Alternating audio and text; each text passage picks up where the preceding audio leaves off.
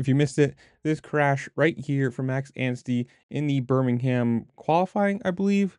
That's what took him out of the title contention this year. I think going into Birmingham, correct me if I'm wrong, he was only like a point or two back, but obviously that crash and breaking his fibula took him out of the racing for the rest of at least Supercross.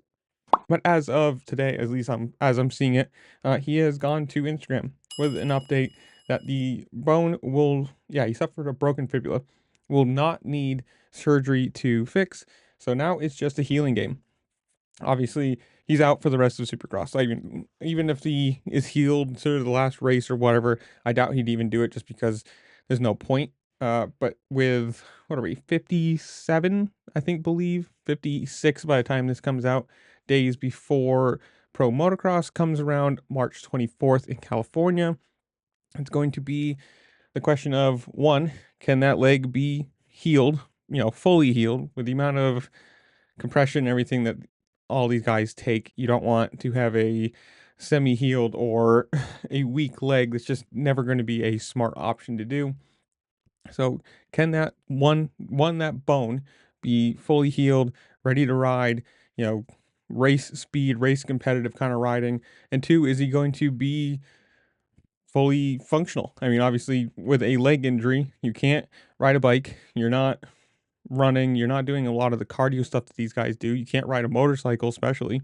So, can he, one, heal that leg fully? I mean, the post that he put on his Instagram, he was in a hyperbaric chamber. Like, these guys are going to get the absolute best treatment, best everything that they can to heal as fast as they possibly can.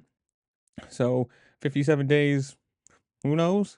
I'm assuming he'll be back. That's just my, like I said, my assumption of it. That's a pretty good amount of time for a small broken bone, and we'll see. I mean, obviously, I'd love to see him back.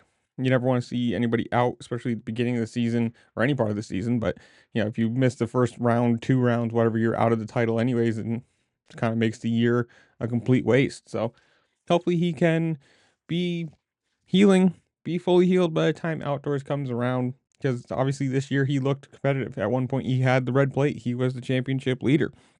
And if without this, I think it'd be a lot closer than it is right now. But hopefully, like I said, hopefully he can fully heal, come back for the first rounds, and be competitive, be running up front, be running for podiums, wins, overalls, championship contender, not just kind of I'm kind of here, but I'm only 80% kind of thing. And I'm assuming that's a lot of what these guys are running because everybody has something lingering or whatever at this point. But I don't know.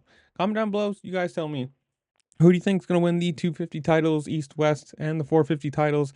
Are you going to any of the remaining, what are we, 6 rounds, 7 rounds now? I will be at the Foxborough round because that is my spot. But comment down below. Tell me what you think. While you're down there, make sure to like, share, subscribe, do all the fun things this platform allows you to do because it really just helped me out and I appreciate it. And with that, I'll see you later. Peace.